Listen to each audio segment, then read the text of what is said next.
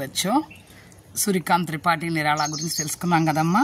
ఇప్పుడు సూర్యకాంత్ త్రిపాఠి నిరాళ రాసినటువంటి కవిత అభీ నా హోగా మేరా అంత్, అంటే ఇప్పుడే నా అంతం అవ్వదు, అంటే ఇప్పటికిప్పుడే నేను ముగిసిపోను అని ఈ కవిత అర్థం ఏంటో ఒకసారి చూద్దాం. ఇదంతా కూడా పాజిటివ్ థింకింగ్. ప్రతి మనిషికి కూడా నిరాశ అనేది పనికిరాదు, పాజిటివ్గా ఉండాలి, నెగిటివ్ థింకింగ్ ఉండకూడదు అనే మంచి ఆలోచనతో రాసినటువంటి కవిత అనమాట ఇది. ఒకసారి దీన్ని చదివి ఆనందాన్ని పొందుదాం. ఓకేనా బచ్చో? అభీ నా హోగా మేరా అంత్, ఇప్పుడిప్పుడే నేను నా అంతం అవ్వదు. అభీ హోతో ఆయా హై, ఇప్పుడిప్పుడే నేను వచ్చాను. మేరే వన్ మే మృదుల వసంత్, నా వనంలో మృదుల వసంత్. అభీ నా హోగా మేరా అంత్, ఇప్పుడే నా జీవితము అనే తోటలో వసంతం వచ్చింది. వసంతం అంటేనే చాలా ఆనందం కదా, ఆహ్లాదకరం కదా, అది వచ్చింది. అభీ నా హోగా మేరా అంత్, ఇప్పటికిప్పుడే నేనేమి చనిపోను. హరే హరే ఏ పాత్, పచ్చ పచ్చని ఈ చెట్లు, డాలియా కొమ్మలు, కలియా మొగ్గలు, కోమల గాత్, ఇవన్నీ కూడా కోమలమైన కథలను వినిపిస్తూ ఉన్నాయి. మైహి అపనా స్వప్న మృదులకర్ ఫేరూంగా నిద్రిత కలియోం పర్ జగా ఏక్ ప్రత్యూష మనోహర్. మైహి అపనా స్వప్న మృదులకర్, నేను నా స్వప్నంలోంచి బయటకు వచ్చి నిద్రపోయే ఈ మొగ్గల్ని మేల్కొల్పుతాను.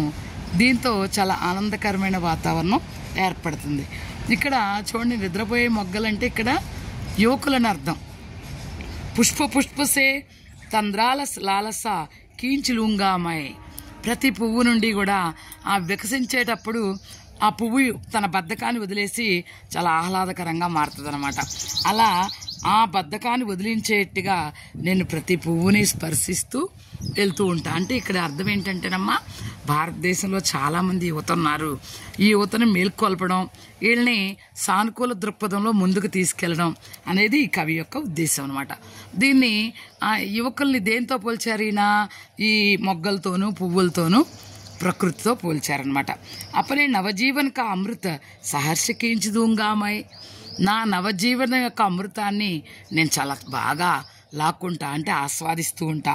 ద్వార్ దిఖాదూంగా ఫిర్ ఉన్కో హై మేరే వే జహా అనంత్ అభీ నా హోగా మేరా అంత్, వారికి ఒక చక్కటి మార్గాన్ని చూపిస్తా, అంటే యువతని మేల్కొల్పుతా, మంచి మార్గాన్ని చూపిస్తా, ఇప్పుడిప్పుడే నేను నా అంతం అవ్వదు అని చెప్పి సూర్యకాంత్ త్రిపాఠి నిరాళ గారు చెప్తున్నారనమాట. మేరే జీవన్ కా యహ్ హై జబ్ ప్రథమ చరణ్ ఇస్మే కహా మృత్యు హై జీవన్ హీ జీవన్, ఇది నా జీవితంలో మొదటి అంకం, ఇందులో మృత్యు అనేది ఎక్కడుంది? అంతా జీవితమే, జీవితమే జీవితం.